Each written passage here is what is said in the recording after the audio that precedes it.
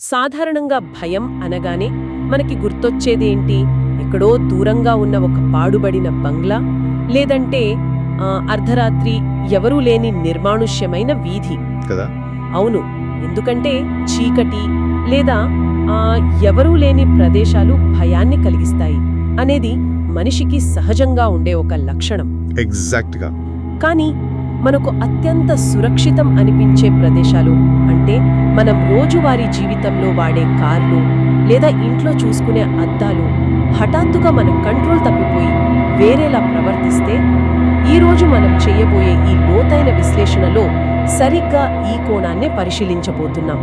అంటే చీకటి పడ్డాక మనకు తెలియని ఒక కొత్త ప్రపంచం ఎలా మేల్కొంటుంది అనేది విశ్లేషిస్తున్నాం అన్నమాట. అవును, దీనికోసం మనం చీకటి కథలు అనే మూలం నుండి తీసుకున్న హైవేపై ఆఖరి ప్రయాణం, అద్దంలో అపరిచితుడు అనే సంఘటనలు, అలాగే అడవిలో అదృశ్య ప్రయాణికురాలు అనే మరో కథను ఆధారంగా చేసుకుంటున్నాం. ఇవి కేవలం దెయ్యాల కథలు కాదు, భౌతిక నియమాలు బ్రేక్ అయినప్పుడు మనిషి మానసిక స్థితి ఎంతలా దెబ్బతింటుంది అనేది మనం ఇక్కడ డీప్గా చూడాలి. ఇక్కడ మనం ఆలోచించాల్సిన ఫస్ట్ పాయింట్ ఏంటంటే, మానవ మెదడు ఎప్పుడూ ఒక క్రమాన్ని, ఒక లాజిక్ని ఆశిస్తుంది కదా. మన చుట్టూ ఉన్న పరిసరాల మీద మనకు పూర్తిగా కంట్రోల్ ఉంది అనే నమ్మకంతోనే మనం బతుకుతున్నాం. కరెక్ట్. ఇప్పుడు కారు స్టీరింగ్ మన చేతిలో ఉంటే ఆ కారు ఎక్కడికి వెళ్లాలో మనమే డిసైడ్ చేస్తాం అన్న ధీమా ఉంటుంది. అలాగే అద్దం ముందు నిలబడితే అందులో కనిపించే మన ప్రతిబింబం మనల్నే అనుకరిస్తుంది అనేది ఒక ప్రకృతి నియమం. అవును, కానీ ఈ కథలలో ఆ ప్రాథమిక నమ్మకమే బద్దలవుతుంది. ఆ కంట్రోల్ పోయినప్పుడు పుట్టే భయం ఎలా ఉంటుందంటే, ఏదో ఒక క్రూర జంతువును చూసి భయపడేదానికంటే 100 రెట్లు ఎక్కువగా ఉంటుంది. ఇది కేవలం భయం కాదు, అస్తిత్వానికే వచ్చే ఒక పెద్ద సంక్షోభం అని చెప్పొచ్చు. అస్తిత్వ సంక్షోభం, ఇది చాలా ఆసక్తికరమైన పాయింట్. ఈ కోణంలోనే మొదటి సంఘటనను చూద్దాం. పరిమిత స్థలంలో భయం అంటే ఒక కారు లాంటి చిన్న గదిలో దొరికే ఏకాంతం గురించి. రవి అనే ఒక క్యాబ్ డ్రైవర్ ఎక్స్పీరియన్స్ తీసుకుంటే, అర్ధరాత్రి దాటిన సమయం తను విజయవాడ నుండి హైదరాబాద్కి వస్తున్నాడు. బయట చూస్తే కుండపోత వర్షం పడుతోంది. అవును, నల్గొండ దాటుతున్నప్పుడు ఒక నిర్మానుష్యమైన ప్రదేశంలో ఒక అమ్మాయి వర్షంలో తడుస్తూ లిఫ్ట్ అడుగుతోంది. సాధారణంగా అయితే ఎవరైనా ఆపడానికి ఆలోచిస్తారు, కానీ రవి జాలిపడి కారు ఆపాడు. అక్కడే అసలు కథ మొదలైంది. ఆమె వెనక సీట్లో కూర్చున్నప్పుడు నుండే ఆ వాతావరణం మారిపోయిందనమాట. ఎగ్జాక్ట్గా. ఆమె గొంతులో ఎలాంటి ఎమోషన్ లేదు, కళ్ళు బాగా ఎర్రగా ఉన్నాయి, ముఖం పాలిపోయింది. ఇదంతా ఒక ఎత్తైతే ఆమె ఊపిరి పీల్చుకుంటున్నట్టు ఎక్కడా అనిపించలేదు అతనికి.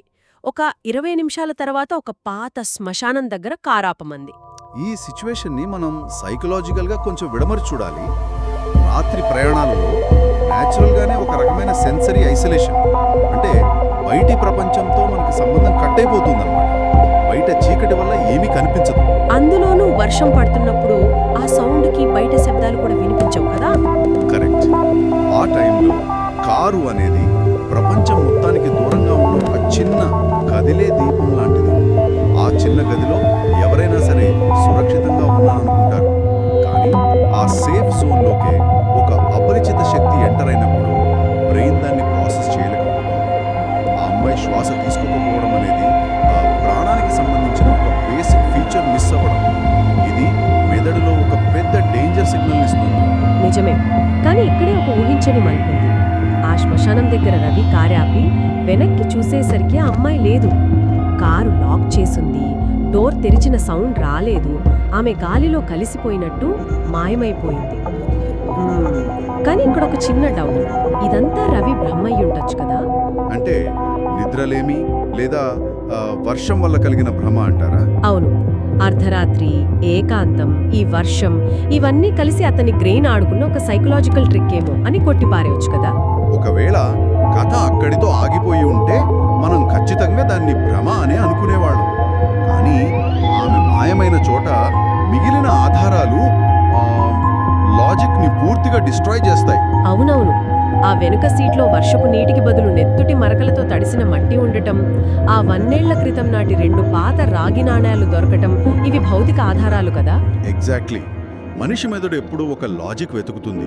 నేను అలసిపోయాను కాబట్టి భ్రమ పడ్డాను అని రవి సర్ది చెప్పుకుందాం అనుకున్నా, ఆ సీటు మీద ఉన్న రక్తం, ఆ రాగి నాణేలు వాస్తవ రూపంలో అతన్ని వెక్కిరిస్తాయి. ఒక అదృశ్య శక్తి భౌతిక ప్రపంచంలో ముద్ర వేసి వెళ్లటం అనేది భయానికి పరాకాష్ట.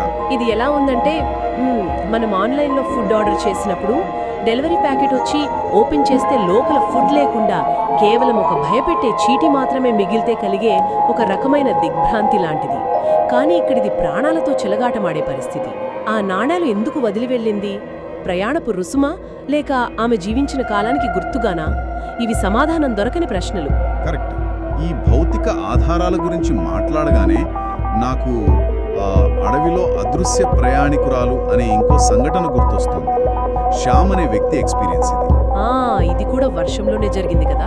అవును, కుండపోత వర్షంలో అడవి గుండా వెళ్తున్న రోడ్డుపై రాత్రి 1 గంటకు జరిగింది. తెల్లటి బట్టల్లో ఉన్న ఒక అమ్మాయికి అతను లిఫ్ట్ ఇచ్చాడు. ఆమె వెనక సీట్లో కూర్చుంది. కొద్దిసేపటి తర్వాత రియర్ వ్యూ మిర్రర్లో చూస్తే ఆమె కనిపించలేదు. కానీ ఈసారి మిగిలింది కేవలం తడిసిన సీటు కవర్లు మాత్రమే కాదు కదా. శ్యామ్ చెవి దగ్గర ఒక చల్లటి శ్వాస తగిలి నన్నిక్కడే దింపేయ్ అని ఒక గుసగుస వినిపించింది. ఎగ్జాక్ట్లీ. భౌతికంగా ఆమె అక్కడ లేదు, కానీ ఆమె శ్వాస, వాయిస్ వినిపిస్తుంది. ఇది వింటుంటే మనం ఏదైనా వీడియో గేమ్ ఆడుతున్నప్పుడు హఠాత్తుగా సిస్టంలో ఒక గ్లిచ్ వచ్చి క్యారెక్టర్ మాయమైపోయి కేవలం మాటలు లేదా నీడ మాత్రమే మిగిలిపోతే కలిగే ఫీలింగ్ లాగా ఉంది. సిస్టమ్ మన కంట్రోల్లో లేదు అని ఆ ఒక్క గ్లిచ్తో అర్థమైపోతుంది.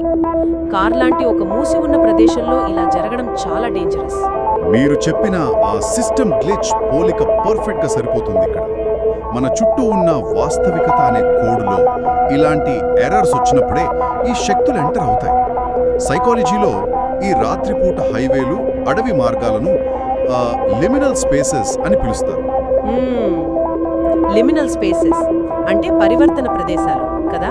అవును, అది గమ్యస్థానము కాదు, బయలుదేరిన చోటు కాదు, మధ్యలో ఉండే ఒక అస్పష్టమైన ప్రదేశం అన్నమాట. రాత్రిపూట, అందులోనూ వర్షంలో ఈ లిమినల్ స్పేసెస్లో వెళుతున్నప్పుడు కాలం, ప్రదేశం మీద మనకున్న అవగాహన తగ్గుతుంది. అక్కడ రియాలిటీ రూల్స్ సడలిపోతాయి. అంటే 2 ప్రపంచాల మధ్య ఉన్న గోడ పల్చబడుతుందన్నమాట. కరెక్ట్.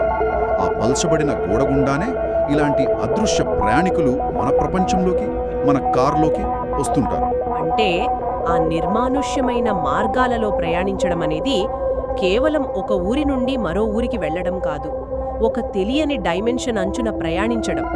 ఆ చల్లటి శ్వాస, చెవి దగ్గర గుసగుస, ఇది భౌతిక దూరాన్ని పూర్తిగా చెరిపేయడం కదా.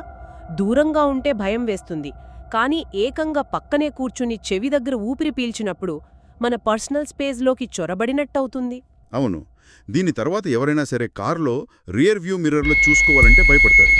ఇప్పటి వరకు మనం బహిరంగ ప్రదేశాలు, రోడ్లు, కార్ల గురించి మాట్లాడుతున్నాం. కానీ ఈ భయం అడవిలోనూ, హైవే మీదనో ఉంటే మనం అక్కడికి వెళ్ళడం మానేసి తప్పించుకోవచ్చు. కానీ ఆ భయం ఏకంగా మన ఇంట్లోకి వస్తే, బాబోయ్, ఈ ఆలోచనే చాలా భయపెడుతోంది. ఎందుకంటే కారు అంటే ఒక టెంపరరీ ప్లేస్, కానీ అత్యంత సురక్షితమైన మన ఇంట్లోనే ఉండే ఒక వస్తువు మనల్ని మరో ప్రపంచంలోకి లాగేస్తే, ఈ పాయింట్ దగ్గరే మనం అద్దంలో అపరిచితులు అనే 2వ విభాగంలోకి వస్తున్నాం. అవును, కిరణ్, సురేష్ అనే 2 కాలేజీ స్టూడెంట్స్ ఎక్స్పీరియన్స్ కదా ఇది. కరెక్ట్. వీళ్ళకి దెయ్యాలంటే అసలు నమ్మకం లేదు. కేవలం ఒక పందెం కోసం ఎవరూ వెళ్ళని ఒక పాడుబడిన బ్రిటిష్ కాలం రాత్రి పూట వెళ్ళారు. అక్కడ ఒక గదిలో గోడకి ఒక పెద్ద పాతకాలపు నిలువెత్తు అద్దం ఉంది. దాని చుట్టూ ఏదో వింతైన చక్రాలు. ప్రాచీన కాలం నుండి ఖచ్చితంగా ఇప్పుడు అద్దం అంటే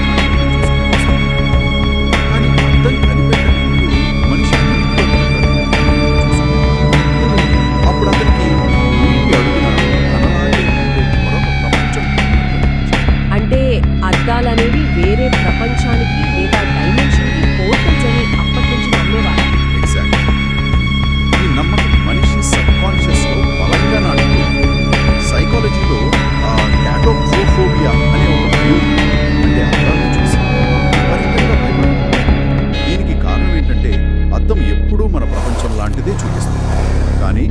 కుడి ఎడమలుగా రివర్స్ అయిన ఒక ప్యారలల్ రియాలిటీని చూపిస్తుంది. ఆ అద్దం వెనక ఏదో చీకటి ప్రపంచం ఉందని, అందులో మన రూపంలోనే ఉన్న ఒక వికృతమైన శక్తి ఉందని మెదడులో ఎక్కడో ఒక భయం దాగి ఉంటుంది. ఆ భయమే కిరణ్ విషయంలో నిజమైంది. కిరణ్ నవ్వుకుంటూ ఆ పురాతన అద్దం ముందుకు సురేష్ తన వీడియో తీస్తున్నాడు. అంతా నార్మల్గానే ఉంది అనుకున్న ఆ క్షణంలో అద్దంలో ఉన్న కిరణ్ ప్రతిబింబం ముఖంలో నవ్వు ఒక్కసారిగా మాయమైంది. అంటే బయట ఉన్న కిరణ్ నవ్వుతున్నాడు, కానీ లోపల ఉన్న ప్రతిబింబం నవ్వట్లేదా? చేతిని దించలేదు. అది పైకే ఉంచి అతన్ని చూస్తోంది. ఇది సాధారణంగా మన నీడ మనల్ని వదిలి వేరుగా ప్రవర్తిస్తే ఎలా ఉంటుందో ఊహించుకుంటే అస్సలు తట్టుకోలేం. అద్దం నిజాన్నే చూపిస్తుంది అనే బేసిక్ రూల్ అక్కడ బ్రేక్ అయిపోయింది. ఇదంతా వింటుంటేనే చాలా గగురుపాటుగా ఉంది. దీన్ని మనం సైకాలజీలో అన్క్యానీ వ్యాలీ ఎఫెక్ట్తో పోల్చవచ్చు. ఒక ఆకారం మనిషిలాగే ఉండి కానీ దాని కదలికలు మనిషిలా లేనప్పుడు వచ్చే ఒక అసహ్యకరమైన భయం ఇది. కరెక్ట్. నా రూపంలో ఉన్నది నేను కాదు అని అర్థమైనప్పుడు ఆ నరాలు ముద్దుబారిపోతాయి కదా. అవును, అద్దం అనేది రెండు భిన్నమైన ప్రపంచాలకు మధ్య ఉండే ఒక బౌండరీ. భౌతిక ప్రపంచానికి ఆ అద్దంలో ఉండే చీకటి కోణానికి మధ్య ఉన్న ఆ సన్నని గీత ఇక్కడ పూర్తిగా చెరిగిపోయింది. ఆ ప్రతిబింబం తనకంటూ ఒక సొంత అస్తిత్వాన్ని క్రియేట్ చేసుకుంది. చేతిలో కెమెరా ఉంటే దేన్నైనా రికార్డ్ చేయొచ్చు, జయించొచ్చు అనే ఒక ధీమా ఉంటుంది కదా. ఒక రకమైన అహంకారం అని కూడా చెప్పవచ్చు. ఎగ్జాక్ట్గా. కానీ ఆ పాతకాలపు అద్దం ముందు, ఆ వింతైన శక్తి ముందు ఆ టెక్నాలజీ ఏమీ చేయలేకపోయింది. అదృశ్య శక్తుల ముందు మన సైన్స్ ఎంత నిస్సహాయంగా ఉండిపోతుందో కదా. సురేష్ కెమెరాని అటు తిప్పే లోపే జరగకూడని ఘోరం జరిగింది. టెక్నాలజీ అనేది కేవలం భౌతిక ప్రపంచంలోని కాంతిని, శబ్దాన్ని మాత్రమే గ్రహించగలదు. కానీ ఆ అద్దం వెనక ఉన్నది మన ఫిజిక్స్ గురించి అద్భుతమైన ఒక డైమెన్షన్. ఆ బంగ్లాలో ఆ కెమెరా కేవలం ఒక పనికిరాని లోహపు వస్తువుగా మారింది. ఇలాంటి శక్తుల ముందు మనిషి దగ్గర తనను కాపాడుకోవడానికి ఎలాంటి ఆయుధం ఉండదు. ఆ నిస్సహాయత ఎంత తీవ్రంగా ఉంటుందో తర్వాత జరిగిందే పెద్ద సాక్ష్యం. కిరణ్ ఇంకా ఆ షాక్లో ఉండగానే అద్దం నుంచి ఒక నల్లటి ముడతలు పడిన చేయి భౌతిక ప్రపంచంలోకి చొచ్చుకొని వచ్చింది. అమ్మో, అవును, అది కిరణ్ని గట్టిగా పట్టుకుని ఒక్కసారిగా అద్దం లోపలికి లాగేసుకుంది. సురేష్ భయంతో అక్కడి నుండి పారిపోయాడు. మరుసటి రోజు ఉదయం వచ్చి చూసేసరికి గోడకున్న ఆ అద్దం ముక్కలు ముక్కలుగా పగిలిపోయి ఉంది. కానీ కిరణ్ ఎక్కడా లేడు. ఆ ముడతలు పడిన చెయ్యి అద్దాన్ని ఛేదించుకుని రావడం అంటే ఆ ప్యారలల్ ప్రపంచం మన ప్రపంచంలోకి గేట్లు తెరిచినట్టే కదా. అవును, అదొక చాలా భయానకమైన పరిణామం. ఆ చెయ్యి ముడతలు పడి ఉండటం అనేది కాలానికి సంబంధించిన ఒక సూచన. ఆ అద్దం వెనక ఉన్న ప్రపంచంలో టైం ఎలా గడుస్తుందో మనకు తెలీదు. అది వందల ఏళ్ల క్రితం బంధించబడిన శక్తి కావచ్చు. ఇక్కడ ఆ పగిలిన అద్దం అనేది చాలా ఇంపార్టెంట్ సింబల్ అన్నమాట. అంటే కిరణ్ లోపలికి వెళ్ళాక అద్దం ఎందుకు పగిలిపోయిందంటారా? ఎగ్జాక్ట్గా.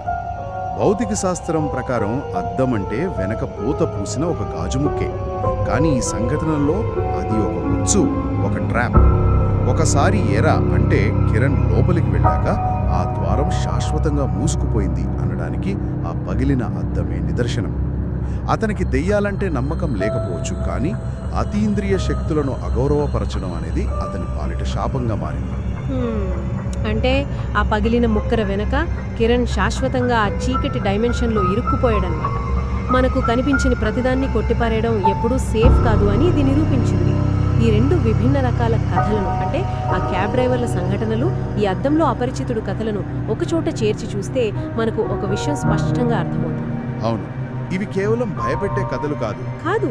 ఇవి మన చుట్టూ ఉన్న పరిసరాలు, మనం వాడే వస్తువులు, మనం వెళ్లే రోడ్లు, ఇవన్నీ హఠాత్తుగా మన కంట్రోల్ తప్పినప్పుడు పుట్టే ప్రాథమిక భయానికి, ఒక ప్రైమల్ ఫియర్కి అద్దం పడతాయి. నిజానికి మనిషి నిర్మించుకున్న ఈ ఆధునిక ప్రపంచం, ఈ టెక్నాలజీ అంతా మనకొక సేఫ్టీ ఫీలింగ్ ఇస్తాయి. మనం ప్రకృతికి, చీకటికి అతీతులమని ఫీల్ అవుతాం. కానీ ఆ భద్రత ఎంత పెడుసైందో ఇలాంటివే గుర్తు చేస్తాయి. ఒక క్యాబ్ డ్రైవర్ అయినా సరే, లేదా ఒక కాలేజ్ స్టూడెంట్ అయినా సరే, ఆ భద్రతా వలయం దాటినప్పుడు ఆ అదృశ్య శక్తుల ముందు అందరూ సమానులే. కరెక్ట్. ఆ హైవే మీద మాయమైన అమ్మాయి వదిలి వెళ్ళిన రక్తం మరకలు, అద్దంలోంచి వచ్చిన నల్లటి చెయ్యి, ఇవి కేవలం 2 ఉదాహరణలు మాత్రమే. మన చుట్టూ ఉన్న గాలిలో, మనం నడిచే నేల కింద మనం చూసే అద్దాల వెనక ఇంకెన్ని రహస్యాలున్నాయో ఎవ్వరూ ఊహించలేరు. ఇవి విన్న తర్వాత ఇకపై రాత్రిపూట ఒంటరిగా ప్రయాణాలు చేయాలన్నా లేదా కారు ఆపాలన్నా ఎవరికైనా భయం వేస్తుంది కదా. ఖచ్చితంగా వేస్తుంది. విజ్ఞానం అంటే కేవలం మనం చూసే భౌతిక ప్రపంచాన్ని అర్థం చేసుకోవడం మాత్రమే కాదు, మన సైన్స్కి అందని విషయాలను కూడా అంగీకరించడం. ప్రతి భయం వెనక ఒక వాస్తవం దాగి ఉండొచ్చు. దాన్ని కొట్టిపారేయడం కంటే ఒక గౌరవం, ఒక జాగ్రత్త కలిగి ఉండడం ఎప్పుడూ మంచిది. నిజమే.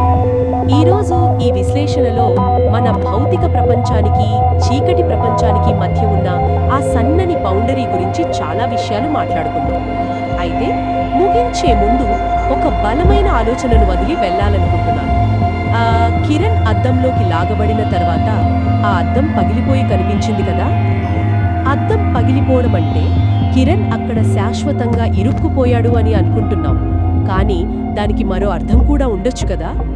ముక్కలైన ఆ అద్దం ద్వారా కిరణ్ ప్రతిబింబం రూపంలో ఉన్న ఆ చీకటి శక్తికి మన ప్రపంచంలోకి స్వేచ్ఛగా రావడానికి పూర్తిగా దారి దొరికిపోయి ఉండొచ్చు కదా. ఇది చాలా భయంకరమైన కోణం. అవును. రాత్రిపూట ఎప్పుడైనా ఒంటరిగా ఇంట్లో ఉండి అద్దం ముందు నిలబడినప్పుడు అందులో కనిపించేది నిజంగా ప్రతిబింబమేనా, లేక ఆ రూపంలో బయటకు రావడానికి ఎదురు చూస్తున్న మరొకరా అన్న ఆలోచన రాక మానదు.